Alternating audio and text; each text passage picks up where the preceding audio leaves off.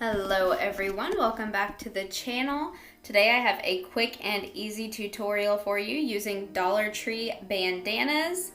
I'm starting by laying one with the brighter colored side facing up and the other one with its bright colored side laying on top of that bright side of the first one so that both of the good sides are touching and the back sides where the colors are faded are facing away from each other. I'm going to be sewing my pillow cover today. However, if you are not going to reuse it or need to wash it, you could always just hot glue it together. It would be just as fine. Also, I have craft pillow forms that I hauled from a discount store here in town. You do not need to go out and buy special pillow forms. You can repurpose throw pillows that you already have at your house and just put a new cover on them. And that way you are not spending any more money than you have to, and you're also recycling. So on my pillow forms, they are 18 inches by 18 inches. The bandanas from Dollar Tree are running about 20.5 inches by 20.5.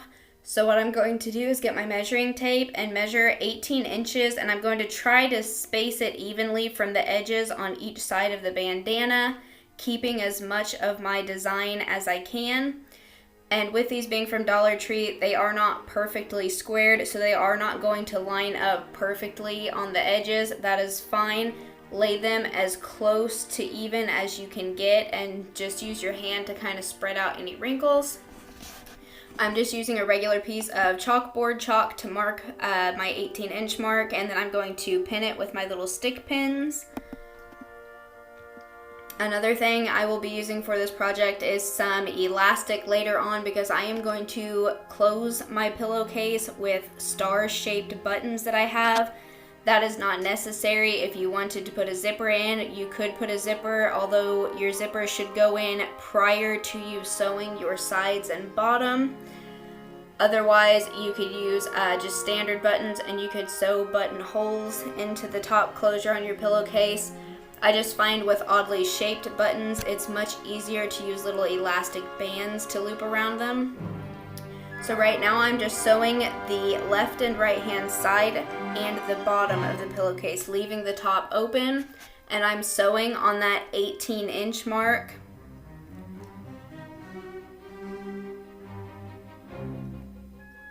And you could, if you wanted to, trim off the excess material once you have sewn on the 18-inch mark. I'm leaving mine because it's just going to be on the inside of the pillowcase and no one will see it. And since it is already a finished edge, I don't have to worry about re-sewing it after I clip it to keep it from fraying. Now when I get to the top of the pillowcase, I'm leaving about an inch left on fabric. I'm stopping my sewing. I'll show you. Here you can see where the thread stops, and then I have that extra about inch to an inch and a half at the top of the pillow. That's going to be my closure, so I don't want that sewn all the way. Here I'm just clipping off the extra threads. So now we're going to turn this right side out and just use your fingers or a wooden dowel or something to poke your corners out. And at this point we're going to put our pillow inside of the case to see how much extra fabric we have to work with, and make sure that whenever we are doing our buttons and our seam that we're about to put in, that everything lines up correctly and we don't end up making our pillowcase too big or too small.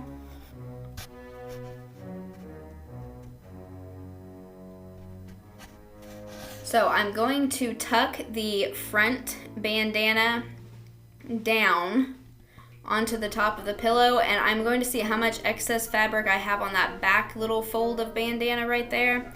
And then I'm going to fold it over to where that will line up perfectly with the top seam on my pillow. And how much fabric you need to fold depends on how big your pillow form is. And then I'm just going to pin right along where I folded.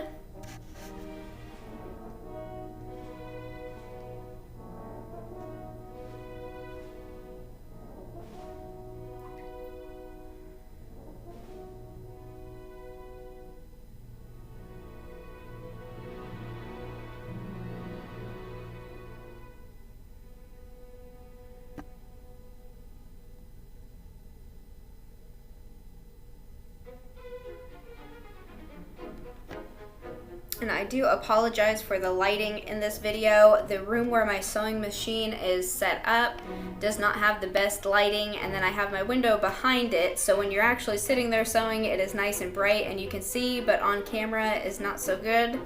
So where I pinned that little fold, I'm just going to put a 1/4 inch seam in it.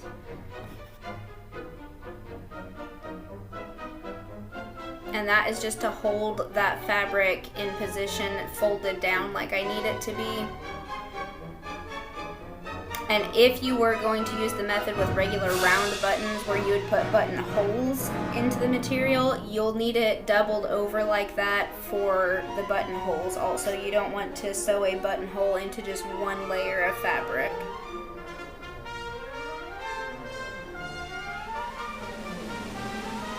So that is finished. I'm trimming off the excess threads. So now we're going to go in with my little elastic bands. And you can either go by elastic like I have here, or you could use even little hair ties. If you had small hair ties, you could sew those on, would work just as well. This elastic is the polyfill braided elastic, and that is from Walmart, and I actually got that on the clearance aisle for 50 cents, which is a really good deal because at the height of the pandemic it was $10, so I grabbed 4 of them for 50 cents. I am going to cut these at 2 inches in length. Another option is, while you're at Dollar Tree, if you're picking up the bandanas, on the crafting aisle where their crafter's square area is, they have elastic cording, as it's called, for like making little stretchy bracelets. You could buy that as well and use it, and it would work also. So we're going to cut 3 of these strips because I'm going to secure my pillowcase with 3 buttons. So all I'm going to do is sew one end on. And right now I'm trying to find out where my middle of the pillowcase is. So you're going to sew one side and then pull the other side down to make that loop and then sew that on.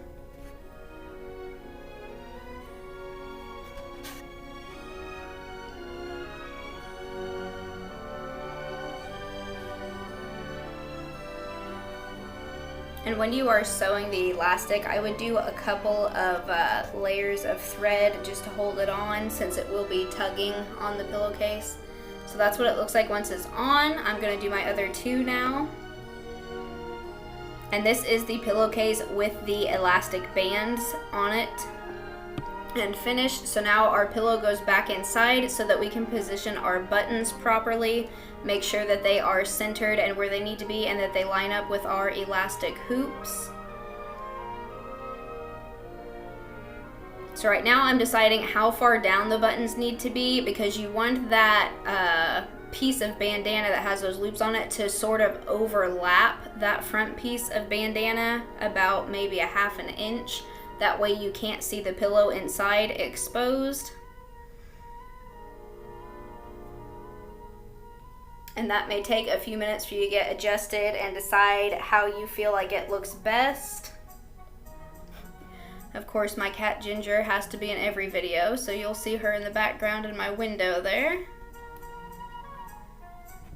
So I am just going to mark the spots where my loops go with a little bit of chalk. You also could just pin your button straight onto the spot and then sew it on. That is completely personal preference.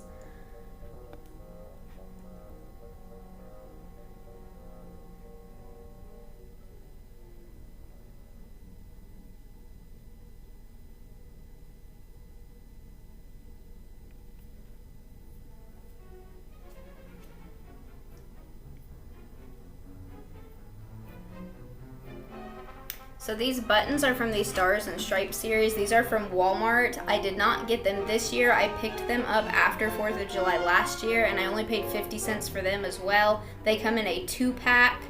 There's only one left on my cards because I already had one pillow finished. Now, because these have the little loop on the back, I'm going to hand stitch them rather than trying to sew that with my machine. It'll just be much easier to do it by hand, and I'm just going to whip stitch that on. So here is the pillow once all 3 of the buttons have been sewn on.